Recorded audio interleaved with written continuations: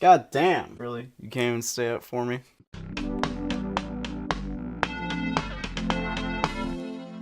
So if you've been on the internet recently or like around the animation community, you may have heard about a certain sequel that's coming out pretty soon, and people are hyped. They are ready as fuck for this sequel. Yeah, I know I just said fuck, and I don't care, alright? I'm a grown-ass man. I know I'm talking about a kid's movie, but this kid's movie came out 14 years ago. Wait, was it 14 years ago? Hold on, let me just... I think the sequel is 14 years after, but it came out 13 years ago. 13 years ago. 13. In that time, I've become a man. I've grown the fuck up. I didn't have a beard when this movie came out. Now I got a beard, alright? It's been a long ass time. We've been waiting for so long. Cars has already had 3 movies since this movie came out. And we're ready. We are ready, but why are we ready? Why are we so excited? What's so special about this movie? Well, if you look back on The Incredibles on the surface, it's a superhero movie. It's an animated superhero movie. We've had plenty of superhero movies since this movie.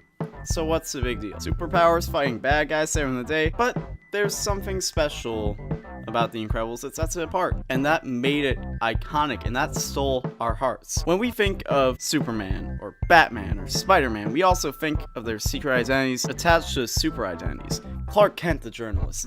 Batman is Bruce Wayne, the philanthropist. Is he a philanthropist? Spider-Man, the kid from Queens who likes to take pictures, and Tom Holland, stay the fuck away from... Don't cut this out.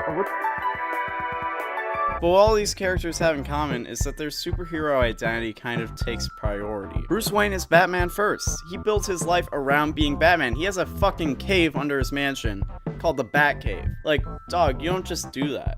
Like, you gotta be, like, dedicated to that shit. But in The Incredibles, it kind of feels like it's the other way around. The story takes place in a universe where obviously superpowers are a thing that exists, and we follow Bob and Helen Parr, the power couple of Mr. Incredible and Elastigirl. That guy and that lady. Bob has super strength, and Helen, her name is Elastigirl. I'll let you connect the dots on that one. But after Mr. Incredible saved a man from jumping off of a building, seriously injuring him in the process, it becomes uncool to have superpowers.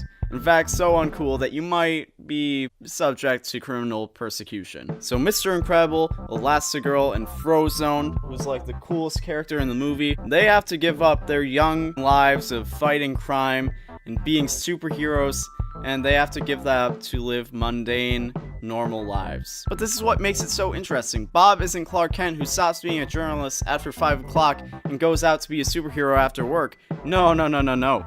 Bob is Bob.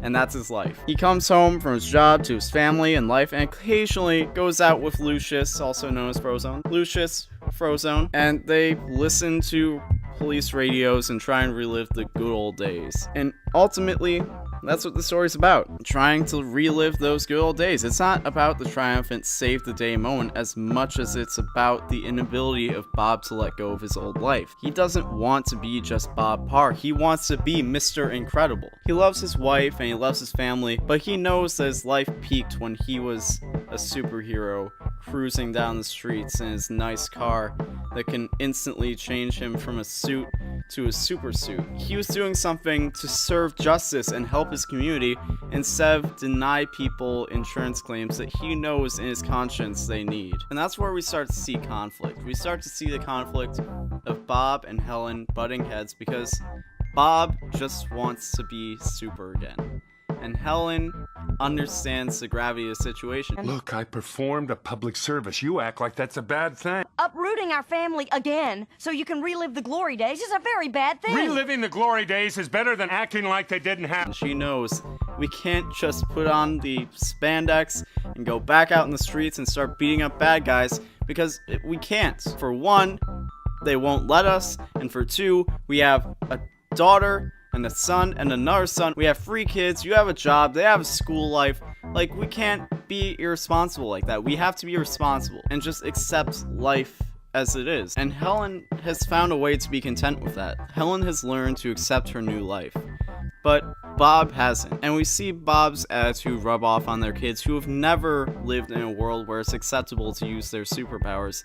And we especially see it rub off on Dash, who just wants to be on track and field, but he's a fucking Flash. He's a fucking Flash, and they don't trust him to not expose them. And this creates even more conflicts between Helen and Bob, because while Bob intentionally or not encourages Dash, Helen's the one who has to deal with the backlash, and she has to try to keep her son in check so that they can assimilate as a normal family. But the journey doesn't really start until this frustration ends. Bob gets fired from his job and is approached by a strange woman for a job that involves being Mr. Incredible again. And of course he says yes, because I literally just told you. And he's finally happy in this post-super world, but the man behind this new job is only looking to take everything away from Bob. Buddy, known as Syndrome, was Mr. Incredible's biggest fan, but after being rejected by him, Syndrome vowed to seek revenge. You know, that classic trope. And now, this is where things get wild, because Helen, she starts getting suspicious. She thinks that Bob is having an affair. She thinks that Bob is out here plowing all these other women with his super strength. So she goes after him. She goes and she's like, you know what? What's up? What's up with this? All right, like, I don't trust this. Are you off on this island fucking someone else? And then Dash and their daughter Violet get curious and they follow her and they reunite and find out Syndrome's evil plan. Then a lot of shit hits the fan. It ends up leading to family going into battle and saving the day, getting that save the day moment. We never got the payoff of really seeing them get to use their powers. We never really got a proper payoff at the end of the story. Yeah, they had that big battle. Yeah, we saw that, oh yeah, they're going to continue to be super. But then, as soon as we get that confirmation, the credits roll. The credits roll, and we get nothing. We get free Cars movies. You built this up so much. Like, there has to be a payoff, right? Right? Like, there has to be a sequel. And then we didn't get one until 14 years later in 2018. We're finally getting it.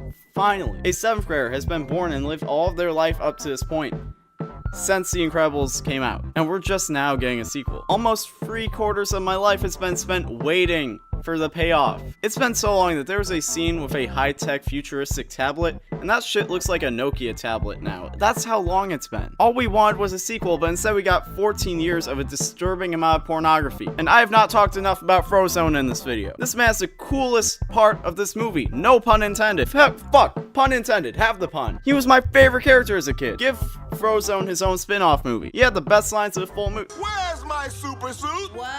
Where is my super suit? I want Incredibles 2, and I also want a Frozone spin-off movie. I deserve it. And I don't want it to be trash like Shadow the Hedgehog. No, I want it to be a legitimate masterpiece, alright?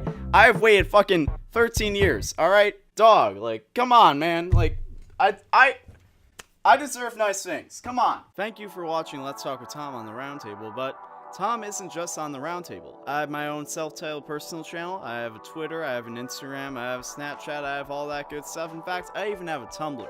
So, if you're interested in any of that, check that out, and I'll see you next time. Goodbye.